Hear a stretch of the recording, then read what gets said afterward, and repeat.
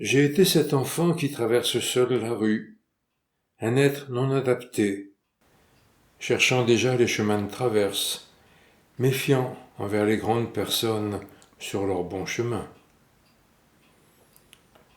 Un être doué de la faculté d'admirer, avec frénésie, d'aimer. Et aujourd'hui, toujours se battre avec soi-même avant de filer dans l'entonnoir, chaque cri poussé contre sa propre aberration, devenant perle de lumière pour le petit être encore enseveli dans cette grande carcasse et qui demande encore à vivre. Grandir, grandir dans ses rêves au moins, avant qu'eux aussi se dérobent.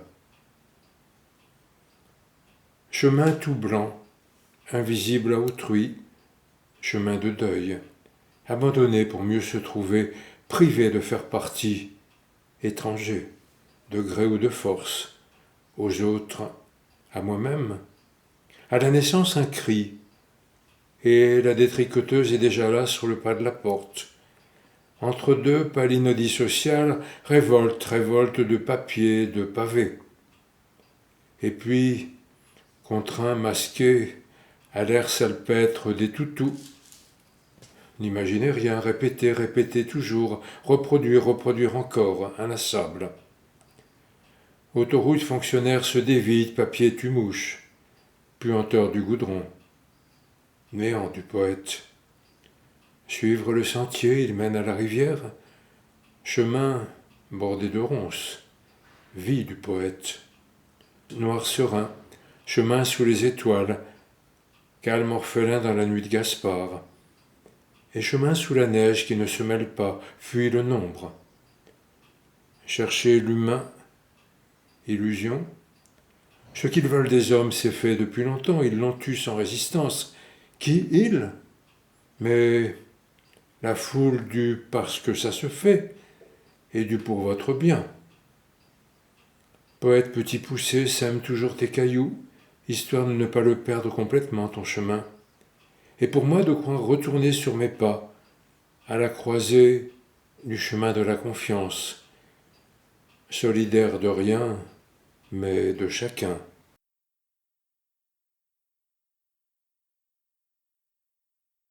Au contraire de l'idéal, la réalité ne peut être vulgaire, puisque réalité. Pourtant, nous avons su la rendre quelconque, ce qui nous en dégoûte bien davantage. L'or est gris, la rareté égarée. L'ordure s'étale, brille au soleil, éplucher le réel, accepter, mais ne pas prendre part. Fuir les réalités, entrer dans la réalité, se réveiller pour aussitôt se rendormir, engranger dans nos rêves. Les fleurs du ressentiment ont parfum d'amertume, reflet grossier d'un mirage. Tirer le bon fil, celui de l'idéal humain, fuir l'homme debout, courant sans trêve, être l'homme couché, les yeux grands ouverts. Sirius.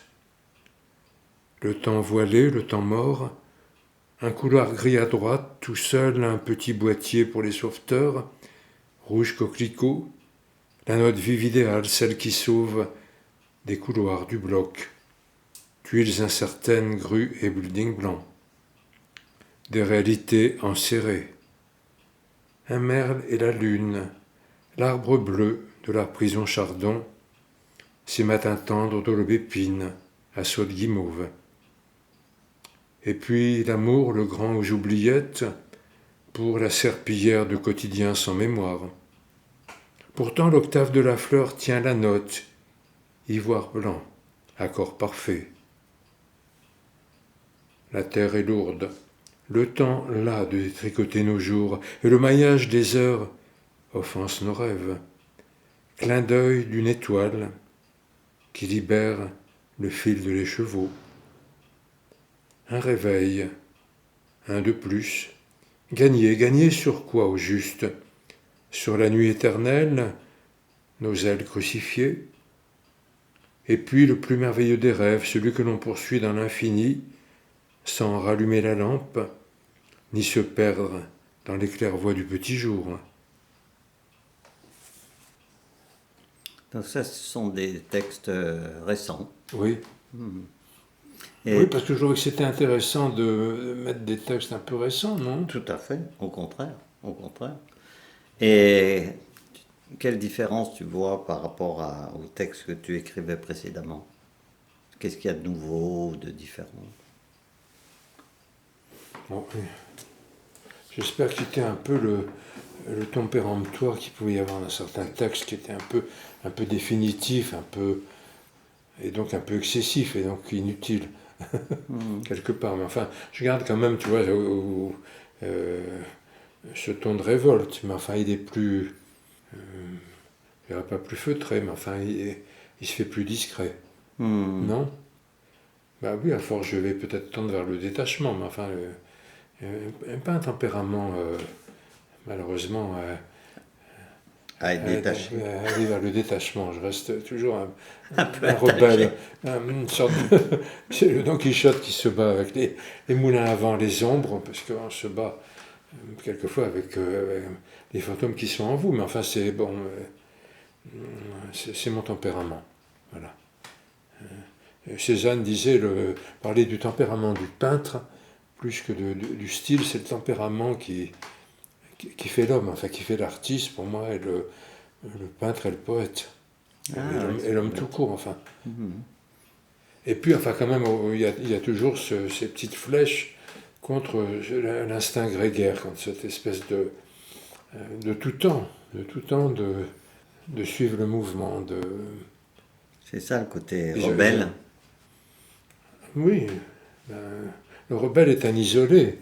Et le révolté arrive peut-être à incarner sa révolte dans un mouvement social ou dans une lutte.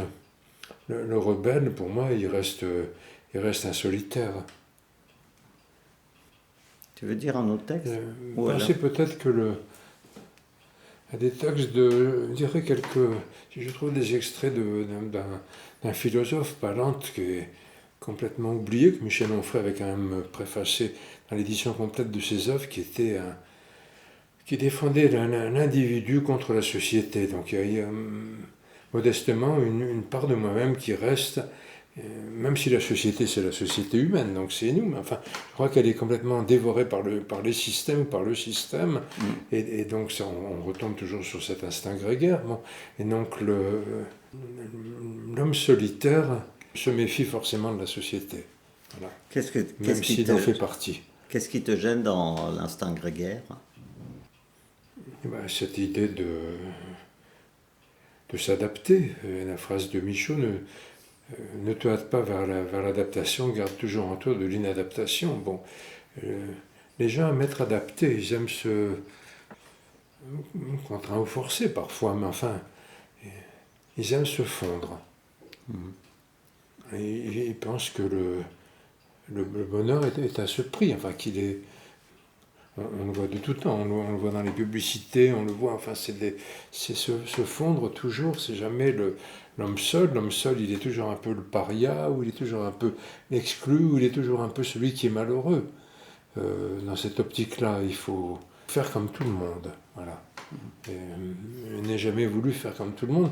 J'ai été prédisposé, je n'ai pas pris de pause, je n'ai pas fait exprès de me différencier. Évidemment, quand j'étais un enfant, un adolescent qui portait déjà des différences et que les autres les repéraient très vite, j'ai été malmené, j'ai été secoué, bousculé parce qu'on me sentait différent. Et donc je me suis peut-être un peu arc-bouté sur ces différences. Mais enfin, elles étaient en moi, c'était ma condition, c'était ma sensibilité. Civilité trop empressée, vous êtes comme des boudoirs, trop savamment placés. Belle manière, vous n'êtes pas les bonnes, mais vestiges de rompières et de chiens de manchon. Bon. Les belles manières, c'est un livre de Francis Carcou, qui est un des poètes, un des écrivains que j'aime beaucoup. J'aime des écrivains très très différents, que de Monterland à Carcot, de Prévert à Jean Grenier. Enfin, il y a des écarts considérables de pensée. Bon. Mais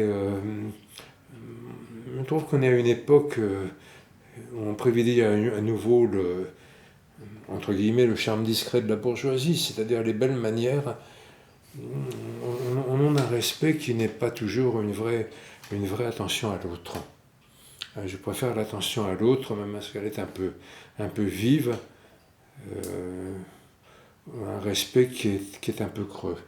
Enfin, que je perçois, que je ressens comme un peu creux. Dis-moi comment tu joues toujours à cache-cache avec la vie. Pourquoi tu cherches ainsi à fuir au firmament? Je te réponds, bonjour, quitter mon rond de cirque, et la nuit où je vis dans des pensées sans étoiles. Tu as l'éternité facile, ma vie, assez de te croire déjà au ciel. Sois là aujourd'hui, éphémère mais vivant. Trimballement impatient, je suis là, pour la mise en scène du quotidien, histoire de faire du bruit le temps en contexture. Secoue le cocotier, la façade des hommes. Oui, j'ai envie de rire parfois avec ces hommes, de tous les faux semblants. Bilboquet la fatigue. Mais ils sont si occupés à sauver les apparences et à tant d'arrangements avec leur propre ciel, coincés entre 2 ou 3 chaises. Où est ma place? Ricordo, leur paysage est en nous, il est nous. Il se dévoile peu à peu avec la vie. Mélange de sentiers, de vaisseaux vers une terre de satiété, ajournement de l'identité, des belles certitudes. Je sais, l'œuf du paradis est tombé au fond de l'océan et rejoint l'Atlantide. L'embellifère sacré porte trop sur la barre du réel. Seuls nos rêves sont vrais. Ainsi, toute ta vie à attendre à cause des dimanches de l'ennui, attendre l'apocalypse joyeuse des 12 étoiles du 7e jour. J'attends, et je m'éveille avec le mot amour sur les lèvres. Col rouge, le vent souffle, je cogne encore au jour, pierre de l'achèvement, j'y inscris le mot qui régit les 4 éléments, qui les unit, amour. Donc ce qui pourrait être peut-être sacré pour moi, enfin pour moi, pour ma faiblesse de ma pensée, c'est l'amour, mais l'amour évidemment, c'est l'amour humain, parce que l'amour aussi connaît aussi beaucoup de nos contradictions, bon, et aussi beaucoup d'errance. Je ne sais plus qui a écrit cette formule célèbre, l'amour par goût, puis par habitude, puis par hébétude. Bon. Et donc on est quelque part avec nos amours bien misérables. Donc le bonheur serait peut-être d'avoir le maximum de passion et de pouvoir les satisfaire. Là je cite Charles Fourier, qui est un auteur qui était le père des phalanstères, le père aussi du vrai socialisme et de l'anarchie. Ouais. Et dans les livres, bon, sont un peu, il y a le Nouveau Monde amoureux, un excellent livre, et enfin il y a une société, je crois une association des amis de Charles Fourier, et aussi l'attraction passionnée, qui est un petit livre que j'aime beaucoup parce que il met en rapport toute la poésie de Fourier sur l'attraction, la copulation des planètes, et en même temps c'est à la fois complètement dans le rêve, dans la poésie et dans la réalité, c'est un esprit très vif. Évidemment, l'inconvénient de parler du sacré, parce que j'ai toujours eu, c'est mon rapport aussi aux œuvres d'art, à la poésie, j'ai une sensation du sacré, on ne peut pas vivre sans. Alors le sacré, il introduit une forme d'immobilité. Les gens n'aiment pas cette immobilité. On est dans des théories du mouvement, de l'action, du Yasaikan, il faut agir pour être, il faut se donner beaucoup d'illusions par l'action. Je crois qu'on peut avoir beaucoup de mouvements intérieurs et que peut-être on les a principalement dans la solitude et dans le silence, en étant un peu voyageur immobile. Et l'agitation, au contraire, c'est souvent celle qui nous pousse hors de nous-mêmes pour essayer d'exister dans un monde comme si quelqu'un avait mis le pied dans une fourmilière et que nous courions dans tous les sens. Bon.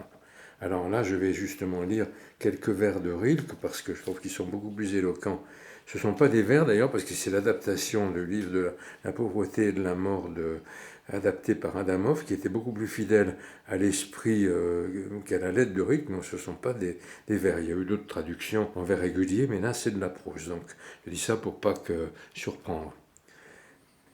Les grandes villes ne pensent qu'à elles-mêmes et entraînent tout dans leur hâte dévorante. Elles brisent la vie des maîtres comme du bois mort et consument des peuples entiers dans leurs tourments. Et les hommes asservis à une fausse science s'égarent, ayant perdu le rythme de la vie. Et parce qu'ils vont plus vite vers des bruits aussi vains. Ils appellent progrès leur traînée de limaces, et ils font parade de leur impudeur comme des filles, et s'étourdissent au bruit du métal et du verre. Ils vont sans cesse, obsédés d'un mirage qui les pousse hors d'eux-mêmes. L'or règne en tyran, et use toute leur force. Et ce n'est que sous le fouet de l'alcool et des autres poisons qu'ils persistent dans leur agitation stérile.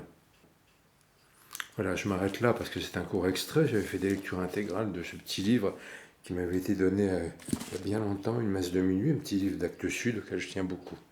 Voilà, donc ça met bien en relief, je pense, beaucoup mieux évidemment que ce que j'ai dit précédemment, cette opposition entre nos mouvements intérieurs, la richesse de nos mouvements, qui est parfois au contraire parfois écrasée par ce besoin d'agir ou de croire qu'on agit ou qu'on pèse sur les choses alors qu'il ne restera rien de nous et que s'il en restait quelque chose, ce serait par l'éthique et par l'enrichissement de nos mouvements intérieurs, de nos facultés. Là, pour le moment, je relis cette courte préface parce que toute révolte est singulière, sacrée, en ce qu'elle dit l'existence elle-même. Fais-tu d'excentricité dans le magma d'une société propre à générer des êtres sans surmoi. Société folle qui rameute, phagocyte naissance comme catastrophe, et qui manipule la romance au bord de l'horreur. Toute révolte est d'abord contre soi-même, mais c'est ensuite pour mieux l'ancrer à ce sacro-saint principe de l'adaptation, cet instinct grégaire transformé en vertu cardinale. Cette fois, les panurgistes ont bel et bien absorbé les loups, et je cherche ces derniers. Romantisme attardé, je ne crois pas. Fais-je bien encore partie de l'espèce dite humaine pour croire, entre 10 000 choses, que la sécurité, c'est aussi la mort, et pour attendre contre toute évidence le réveil de grâce bovide en confort assoupi. C'est effectivement péremptoire, un peu carré, mais c'est... C'est un style aussi, et je trouve que c'est ce qui fait aussi la richesse d'une écriture, quoi. Le côté un peu à vif, je dirais, écorché vif. Ce n'est pas une posture, c'est enraciné dans une sensibilité, une perception du monde. Donc, mais alors, et toi, qu'en penses-tu pour toi, dans ton chemin personnel? Ce que je sens, effectivement, là où je suis bien en accord avec toi, c'est que si on veut créer, ça passe par du singulier, quoi. C'est-à-dire, il n'y a pas de création collective, je ne sens pas vraiment. Bon, il peut y avoir après des mouvements peut-être qui entraînent à un moment un ensemble de genres dans une certaine direction, mais il faut atteindre à une singularité pour commencer à toucher quelque chose qui peut parler à tous, quoi. C'est Torga qui dit l'universel, c'est le local moins les murs. J'aime bien cette formule. Il peut y avoir quand même des créations collectives, heureusement. Voilà, il y a eu je pense aux bâtisseurs de cathédrales, je pense à tous ceux qui ont bâti pendant des siècles ensemble. Je crois à l'idée d'être ensemble. Je n'ai pas la prédilection à être isolé et séparé du monde. Je le suis un peu malgré moi. Évidemment, j'ai dit tout à l'heure par tempérament, mais aussi parce que il peut arriver que la société dans laquelle on vit ne soit pas en accord simplement avec mes prédispositions, mes aspirations. Et donc, je fais passer, dans la mesure du possible, mes aspirations avant le conformisme social. Enfin, là, je viens de redécouvrir une poète qui me bouleverse, c'est Marie-Noël. Marie-Noël est presque oubliée. J'avais participé d'ailleurs à une lecture à la cave à poèmes et je ne m'étais pas rendu compte, parce qu'il y a un moment pour la rencontre, je ne sais pas, il y a un déclic qui se fait. Pourquoi c'est à ce moment-là, je ne sais pas. Mais j'avais déjà ce petit Séguer sur Marie-Noël, j'avais participé à des lectures, j'ai lu à haute voix des textes de Marie-Noël, des poèmes, et le déclic ne s'était pas produit. Et puis là, il y a quelques jours, tout à coup, en reprenant l'œuvre intégrale des poèmes à la mer, j'ai été complètement transporté. J'ai été et tous les soirs, je lis. Je ne sais pas si je vais continuer, mais enfin, je lis un poème. J'ouvre ce très gros livre et je lis un poème de Marie-Noël comme une méditation, comme un acte de foi, en même temps de doute, puisqu'elle était à la fois traversée par la foi, mais par un doute très profond. Mhm. Et puis des poètes inconnus, tu sais, ma fidélité à l'œuvre de Meg Galetti, une poète corse insulaire qui était. J'oserais faire un parallèle quelque part dans sa quête mystique, sa route mystique, avec Marie-Noël. Mais Marie-Noël n'aimait pas parler de mystique, mais enfin, quelque chose qui est la voix, qui est peut-être un peu pour d'autres, très attaché aussi à l'œuvre de Jean Grenier, le philosophe qui a formé Camus, ami de Camus, l'esprit du Tao, le vous-veille, le non-vouloir, le non-agir, ce qui va justement complètement à l'encontre de cette effervescence, enfin ce bruit, ce besoin d'agir. Là aussi, on est très mal vu. Si on vous dit, j'ai pas envie de bouger, j'ai pas envie d'agir, alors bon, des voyages.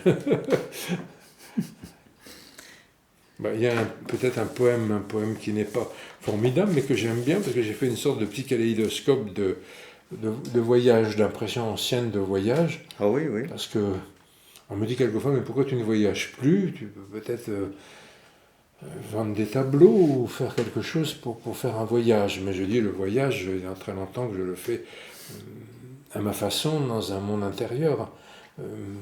Entendons-nous, un monde intérieur qui n'est pas l'isolement, qui est un désir de partage aussi. Parce que les tableaux ne sont pas des images ni des fenêtres.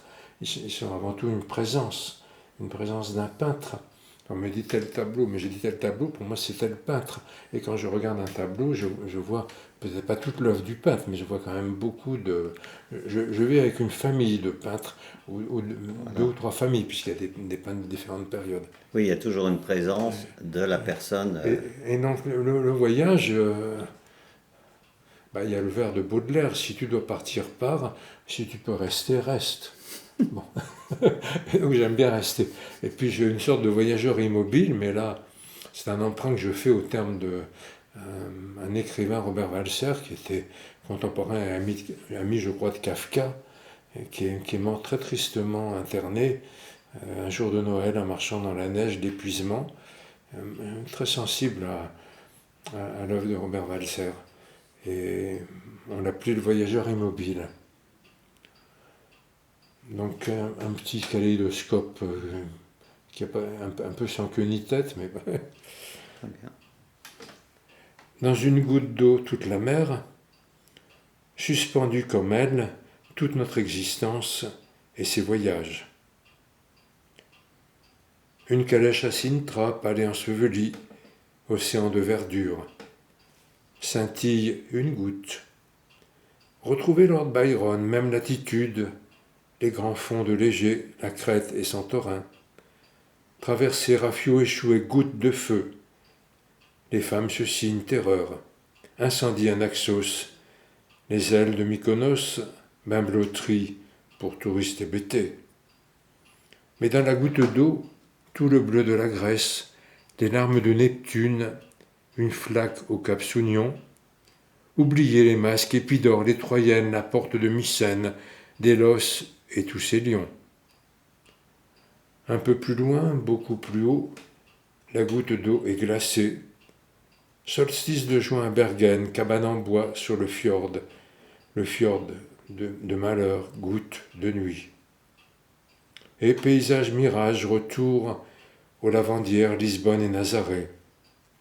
Fichu de couleur, femme de pêcheurs noyés, goutte noire. Soudain aux narines une odeur de gazon anglais. Les golfs et Coventry, une Lady Godiva nue sur un cheval, traversant toute la ville. Aimer en liberté, périlleux. Et puis encore Ravenne, ses cyprès, l'amour divin de Dante, goutte d'ennui. Alors un petit balcon sous les toits de Paris, dans le sourire jamais révélé de Bouddha, Les voyages, paysages tournent et s'entremêlent, la goutte d'eau se réchauffe. Une rivière de bruyère sous la lune montante, crépuscule dans les dombes. Les plus beaux paysages, ceux du ciel, en gouttes d'eau, en bulles d'air. Merci, merci, merci Alain. Merci pour ces mots qui vont nous faire rêver ou méditer.